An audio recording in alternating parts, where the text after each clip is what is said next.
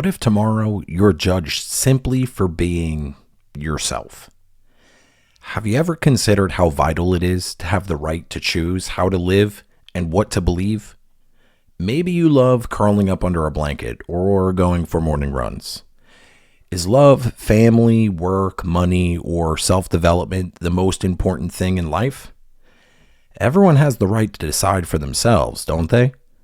To be an atheist, a Buddhist, a Christian, or follow your own philosophy, it's your right, isn't it?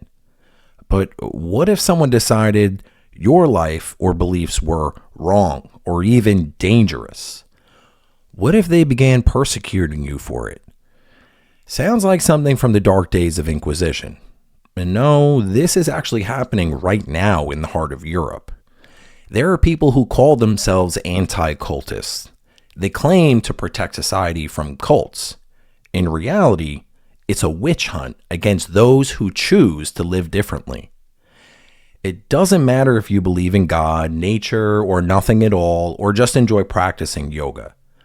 All it takes is for them to label you a cultist, to label you as part of a cult, and brand you dangerous.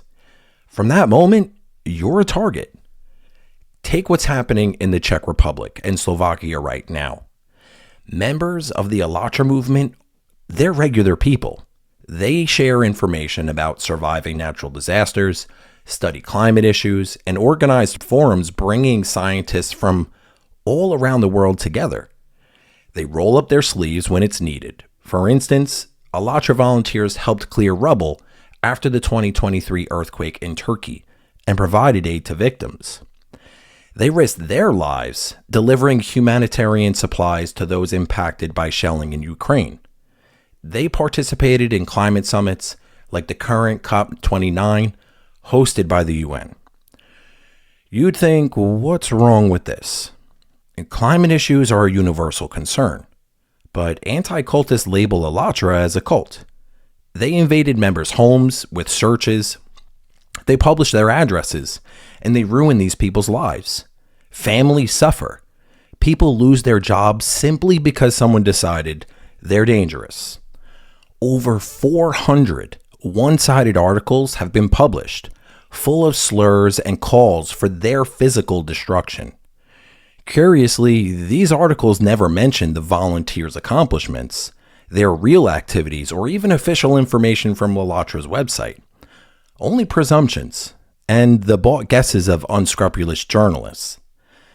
All this is done to dehumanize these people who refuse to be indifferent in today's world, to incite hatred against those willing to help and act out of conscience and compassion, not money or coercion.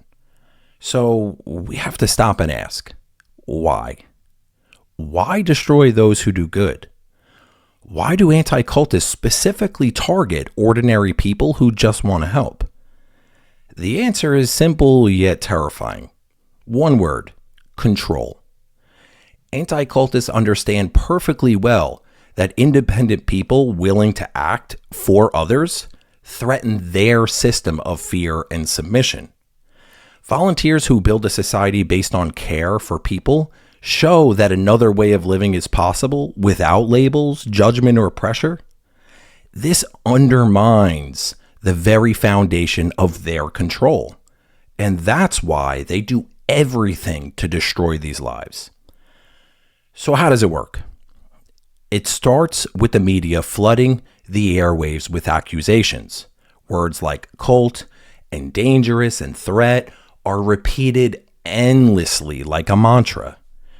You, an ordinary person, see one article, then another TV segment, then another post. You don't stop to question it. You just start to believe if everyone says so, then it must be true. But behind these headlines, there's actually no evidence. It's only fear. Next come other mechanisms: rage, job dismissals, pressure on families. People were your neighbors yesterday actually become outcasts. On social media, they face threats. Their children are bullied at school. Their home addresses are made public, and you start to fear even speaking to them. What if you're next? Sound familiar? Well, like the days of Inquisition, when people were declared witches and burned without investigation? Or the era of totalitarian regimes where any dissent led to imprisonment or exile? Back then, it all began with the label of the enemy of the people, which society accepted without any question. But today, we live in the 21st century.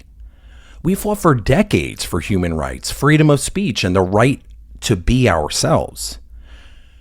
So why are we allowing these old methods to return, and what actually could be done? Well, ask questions. Why are these people being called dangerous? Where's the proof? Why are only one side of the story shown?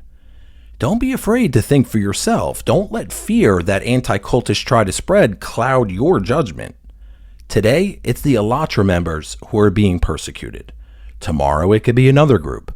And next week, it might be you or someone you actually care about. That's why it's so important to speak about what's actually happening. Share your thoughts in the comments. Have you heard of a similar story? How do you feel about people being stripped away of their right to help others and actually be themselves?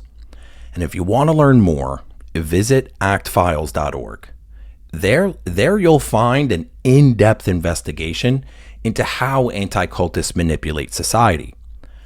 As long as we remain silent, injustice will actually continue to grow. But together, we can stop it, and quite easily.